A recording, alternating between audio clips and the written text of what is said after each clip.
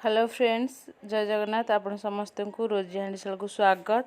आपन को जदि मो रेसिपी गुडी को भल लागुची तो मो चैनल को लाइक सब्सक्राइब कमेंट करंतु। प्रथमे मो मंजा को छोट छोट काटी ताको भल भाबरे धोई नेतली। एबे आमे करेई बसेबा। करेई बसेई सेथि छोट छोट काटी रखि दिया मंजा गुडी को पकाइबा।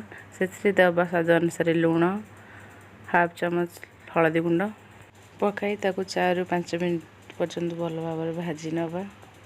एठी देखो आमर मंचा भलरे भाजी हो साराणी। एबे आमे दबा से किसी चाउल बटा। चाउल बाटिया पे मु नेइतली अध कप अरुआ चाउल, 3टी सुखिला लंका, 6-7 गोला रसुण,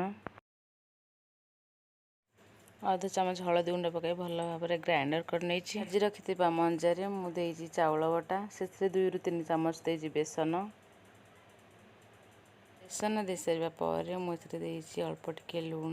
जेहेतु मु भजारे लूण पकाइली ताकू चाहिँ कम लूण नेइछि।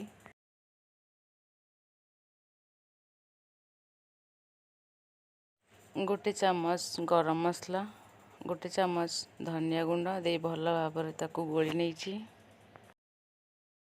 तवा गरम हो गला पर सेथरे दबा आमे तेल भलरे गरम हो गला पर सेथरे छोट छोट मंजार पिठो बनेइबा। एबे देखो मंजार सब पिठो गुड़ मु बन पिठोर गोटे पटे साइड भल भाव फ्राए हो गलानी। आम आर पट साइड उल्टे भल भाव फ्राए होगा छाड़ीदबा। एबे मंजा पिठोर दी पटे साइड भल भाव फ्राए हो गलानी। एबे ताको आम गोटे प्लेट को आड़े नबा। एबे आमर मंजा पिठो हो गला रेडी। आपण माने भी घरे एमती तैयारी करी खांतु। शेष पर्यंत वीडियो टी देखि आपण मानक बहुत बहुत धन्यवाद।